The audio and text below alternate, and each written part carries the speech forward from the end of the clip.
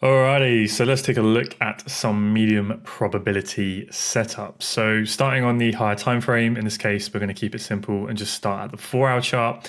And we can see since we had that last 4-hour bullish boss here, we had a massive swing range. We formed clear bearish internal structure until eventually we took out that swing low to switch bearish. We then had another pullback and another swing break of the low. So we now have a clear 4-hour bearish swing range that we are working within. So if I zoom in a little bit, kind of looking at the more recent and relevant price action, especially if we're trading in the lower time frames intraday, we can see that we've had that 4-hour boss here. After a 4-hour break of structure, what do we expect? We expect a 4-hour swing pullback. Obviously, it doesn't always happen straight away. We had a bit of a pullback here, but relative to the recent price action, it's not enough to call that a swing structure, right? So we can just view that as a 4-hour internal pullback. We have had a break and closure below the low, so we've had that 4-hour bearish IBOS. So now the question becomes is, are we going to get another continuation of that 4-hour internal structure before we see that deeper swing pullback?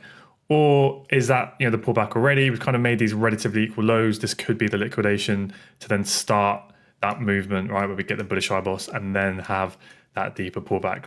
Of course, if we were to look left, on the higher time frames, we could use the daily to assist us with that. But we're just going to keep it simple, like I said for now, and just think about 3 time frames. So in this sort of scenario, I am willing, to look for potential shorts from this 4-hour supply that caused the previous IBOS to see if we can look for some quick shorts whilst accepting the fact, right, that could be the liquidation to then start that deeper pullback, right? So already, hopefully you can see as to why this is kind of more of a medium probability trade, because even though, if we're looking for shorts within this 4-hour supply, we have the higher time frame on our side. We can't say that it's like high probability, right? Because we know that the internal structure could be about to switch bullish. High probability is going to be more like if we came into the 4-hour extreme supply, right? We had 4-hour bullish internal structure, we mitigated that level, then we switched bearish in the internal structure, and then we were coming into this strong 4-hour internal high where we have alignment with both the swing and internal bearish, right? That's going to be a lot higher probability, right? So hopefully that's kind of clear. So looking for quick shorts from this 4-hour supply zone, let's see if the M15 is backing that up. So we can see nice clear M15 bearish swing structure where we had the break of that low, and then we started to form this bullish internal structure to facilitate that swing pullback. So if the M15 strong swing high is going to hold so that the M15 swing structure can remain bearish, right? So we can see the continuation of that 4-hour leg, then this is the high that needs to hold. We have extreme supply up here, nested within that 4-hour supply, and we have some nice lid there too. So it's looking like a pretty decent level to potentially look for shorts. But what we have to be aware of, again, remember the 4-hour can start that swing pullback phase at any moment. If that's the case, then the M15 will switch bullish. Then from an M15 internal structure perspective, you can see we're starting to form quite decent momentum, bullish M15 internal structure, okay? So we have to bear that in mind. So let's play this forward a little bit towards Frankfurt Open.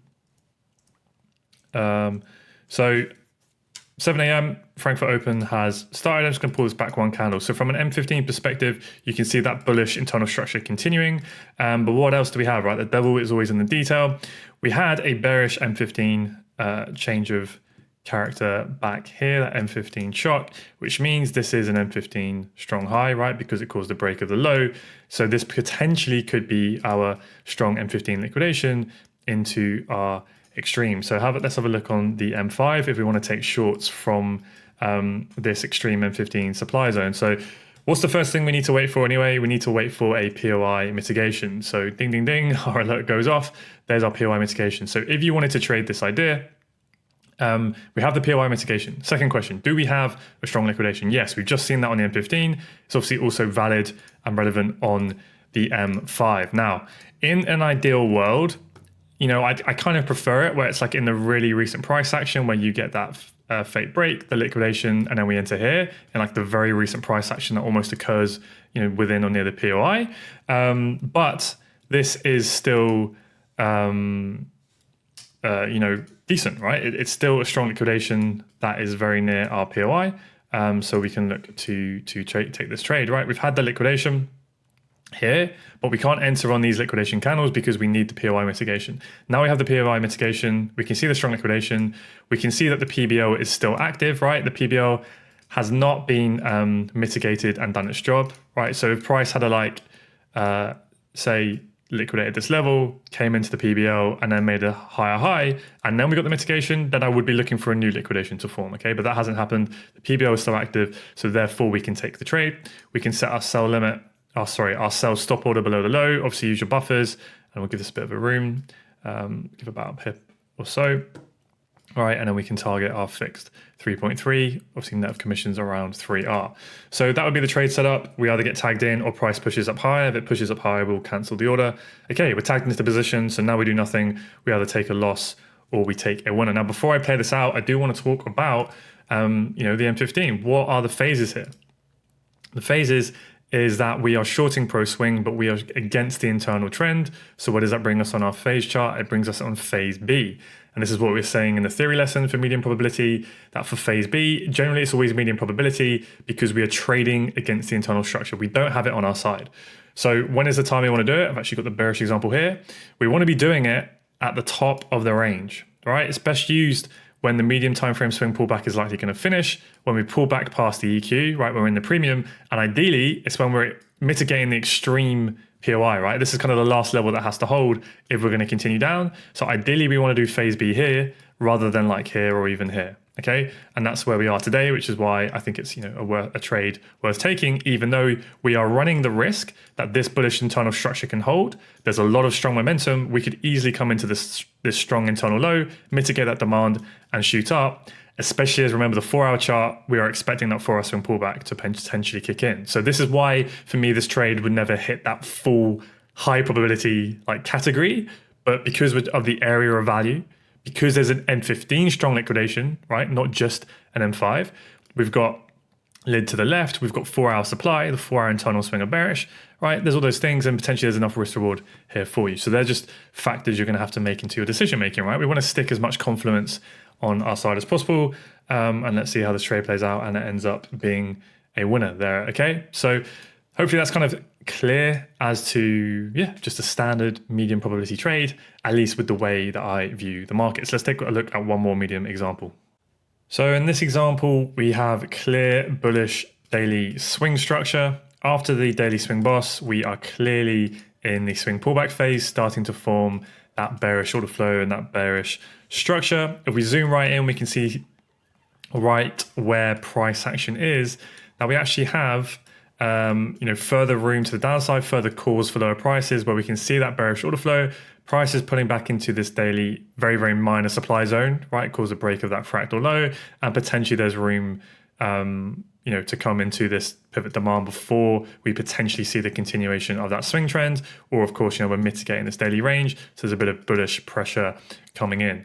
If we look at the 4-hour chart, pretty much the same thing. We just got a bit of a smaller swing range here for the 4-hour swing range, and we have clearly forming that 4-hour bearish internal structure where we are looking for potentially that to continue to the downside until that internal structure shifts bullish. So we can see that clear 4-hour internal range, right? After the 4-hour IBOS, what do we expect? We expect an internal pullback. It's a bit subtle to see, but there was a bullish 4-hour change of character as that fractal high broke that low. Then this candle came back up and caused the chock in there. Okay, so now we're looking to see if we can play this 4-hour internal pullback, potentially up to this supply, and then eventually we'd then look to see if the continuation of that movement there. So pretty decent, nice momentum, 4-hour bullish change of character, looking for quick longs to see if we can get the continuation up to there. Of course, if that is backed up by our medium time frame, which in this case is the M15. So here we can see the M15 forming, bullish structure where we've got that break to the upside, and then we've had another break of the high to there. So pretty simple, nice bullish momentum, clean bullish structure coming into towards Frankfurt open for the start of our London session. We can see price coming into this extreme sell to buy demand, right? That led to the break of the high. Nice corrective pullback in. Very typically, we would expect then price to then get that next impulsive leg to the upside. If we look left, we're not mitigating any super significant supply.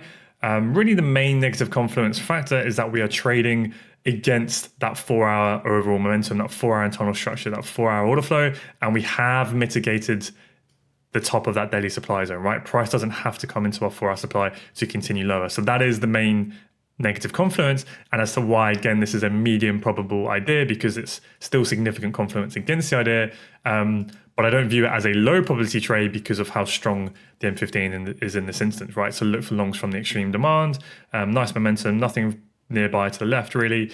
So let's see what we can find as we come into the session. So obviously, with the most recent price action here in the M15, we can see we've just formed bearish order flow since New York and throughout the Asian session. So in an ideal world, we would see price start to shift a bit more bullish with that European volume kicking in, which we now get, right? So now we've got that internal break of structure here to the upside on the M15, confirming this low wants to hold, and now we've got a clear M15 demand zone to look potentially for quick longs to see if we can get the continuation of that next bullish M15 swing leg, right, to target this M15 high. So here's our POI.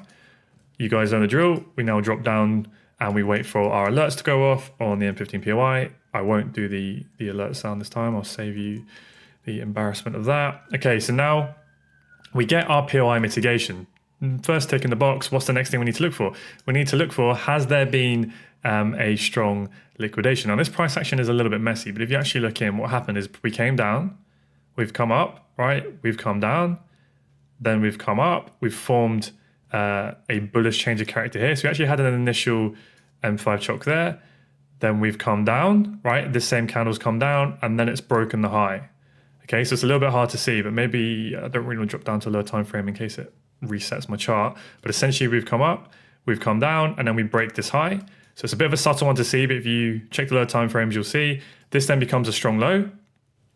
Okay, so now we have a strong liquidation coming into our POI. Now this will be one of those ones that if you're sitting at your desk live, it will be a lot easier to see because you'll see the way in which the candles have formed, and then you'll know that this is in fact a low that broke a high. Okay, and now we have our strong liquidation. So at this point, we've seen everything we need to see. Strong liquidation, POI mitigation. We wait for this candle to close, 9:30. So at 9:35, we can place our order, buffer above the high, and then whatever stop loss you are using, and then we can target our fixed 3R, okay? And that's that. So either we get tagged in, or if the low of the candle breaks, we'll cancel our order. Low of the candle breaks, so the very minute the low of that breaks, we'll cancel our order, wait for the next candle to close. Is it still within the POI? Yes, the POI is still being respected. Therefore, we'll wait for this candle to close. We'll reset our order based on the new candle size, okay? And repeat the same process until we get tagged in. Now we get tagged in, so now we do nothing, set and forget management, and there is your quick and simple trade, okay? So again, what is that? That is pro M15 swing, pro M15 internal, so it's a phase A trade, okay? So if we look here, medium probability, phase A. Why is it medium rather than high? Because we've got everything in line. Well, we would counter the 4-hour. Although technically, if we look at the 4-hour chart, we are pro 4-hour swing because this is our swing. You know, how relevant is that to our M5 quick in and out trade? Not so much, right? I'm weighing a lot more importance on more of the recent and immediate price action. You know, that's clearly bearish. We're just playing the internal pullback. You know, we're trading kind of against that because we would expect the next higher probable leg to be to the downside, and we're trading against that daily supply mitigation. So it's not to say that I wouldn't take this trade. That's, of course I am, but it's just why it's not as high probable as it could be. But it's a good area to do it, right? We've still got nice risk to reward to target the high, in and out, there's your trade, decent medium probability trade. So let's take a look at what at least I deem to be, you know, those real high probability trades in the next lesson.